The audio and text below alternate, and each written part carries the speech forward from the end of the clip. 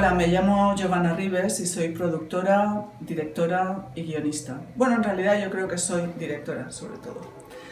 La película que más me ha influenciado de las que he hecho ha sido Un suave olor a canela. Primero porque era mi primera película para cine, ¿no? Y eso siempre tiene como más responsabilidad, quizá, no sé. Pero sobre todo también porque había un tema que era muy importante y era la enfermedad, el cáncer. En ese momento, Brendan, mi marido y una amiga estaban pasando por ese proceso.